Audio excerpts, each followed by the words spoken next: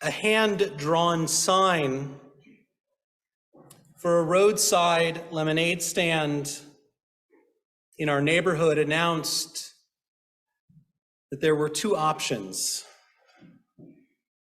pink or normal.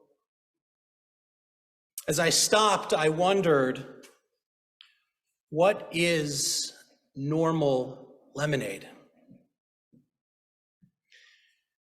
I consulted the font of all knowledge, Wikipedia, and learned that lemonade originated in 13th century Egypt as a mixture of lemons, dates, and honey.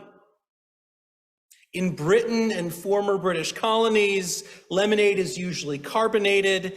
In Southeast Asia, normal lemonade includes salt, ginger, cumin, or saffron. I remember from my time in Israel a popular drink called limonana, lemonade mixed with nana, the Hebrew word for mint.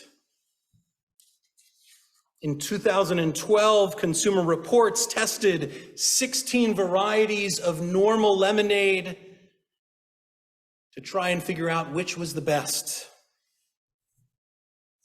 What is normal? It depends.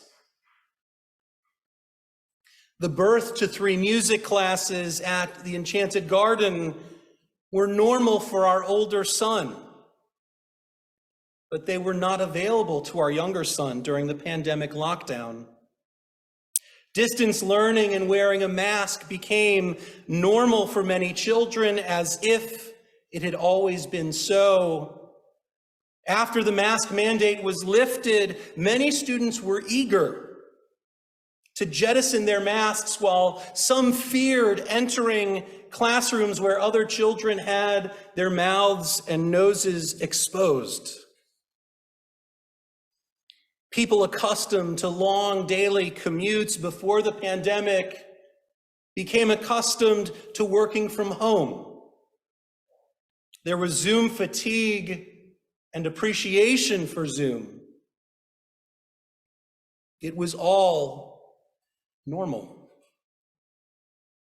The renowned psychotherapist, philosopher, and Holocaust survivor Viktor Frankl once observed, an abnormal reaction to an abnormal situation is normal behavior. Without comparing the trauma of a sudden global pandemic to the Holocaust, the writings of Viktor Frankl can help us process and better understand the trauma that many of us have experienced since March of 2020. Dr. Frankl observed that once a prisoner entered the concentration camp, the normal that he once knew was lost and could not be restored. Prisoners were faced with a fateful choice: to accept the new normal or to yearn ceaselessly for the life that they once knew. Dr. Frankl found that the people who were able to adapt to their new reality had the best chance of survival. We too may experience a boundless longing for the normal that we once knew that has ceased to be. Rather than bemoaning the loss of what we once perceived as normal, and it varies from person to person, let us embrace the new direction in our lives and find beauty and relationships in every way we can. Over the past 2 years, our congregation has looked for new ways to connect, new ways to be in relationship, new ways to engage with each other. While Shabbat attendance alone is not an accurate measure of the health of our sacred community, our average weekly attendance online and in person grew during the pandemic. This summer, we tried an experiment. Nearly every Shabbat evening service in June, July, and August was held outdoors.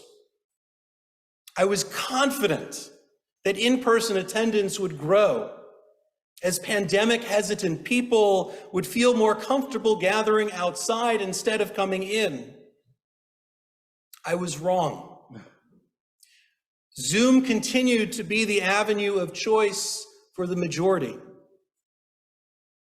During the same period, in-person attendance at our monthly Tat Shabbat service grew exponentially. Prior to the pandemic, due to a lack of interest, we never held Tat Shabbat during the summer months. This summer, dozens attended Tat Shabbat each month, eager for a meaningful connection in person. In the past year, we have welcomed more than 30 new families into our sacred community. Our religious school, now called Biyachad, has grown by more than 50%. Our early childhood center now has a waiting list, and our parking lot is packed on Mondays and Thursdays when women of all ages from our sisterhood gather to learn and play canasta and mahjong. Even as we celebrate the growth of our congregation, a return to what we knew as normal before the pandemic, that return is not possible. We are inevitably moving in a new direction, and our future success will require adaptation and innovation. This will take time. After years of planting apple seeds without success, I learned that it would take years to grow a productive apple tree from seed. A wise and agriculturally adept congregant, Paul Stievelman, who's here this evening, taught me that apple trees grow best when a budding branch is grafted onto the wood of a living trunk. The apples that grow from new wood are determined by the branch and not the trunk. A healthy trunk can grow many apple varieties. The grafted branch benefits from the established root system, which is already adapted to climate, to soil conditions. It's resistant to diseases and insect infestations. The roots of the past help the branch of the present grow in a new direction. We are rooted in our past experiences, and we are able to grow in new directions, experience life in different ways. Jewish history is filled with moments of radical change when what we knew as normal was suddenly and irreparably upended or destroyed. The familiar line to Jewish holidays is, "They tried to kill us, we survived, let's eat." Moments of bliss or success are followed by horrific destruction and exile. Dark moments are followed by change and new growth. Following the destruction of the first temple, the rise of rabbinic Judaism was followed by the destruction of the second temple and the diaspora. The golden age of Jewish Spain was followed by expulsion and the Inquisition. Jews expelled from Spain came to the New World. They found success as they started the earliest Jewish communities in America. The flourishing Jewish community of Weimar Germany was followed by the destruction of the Holocaust, followed by the creation of the State of Israel.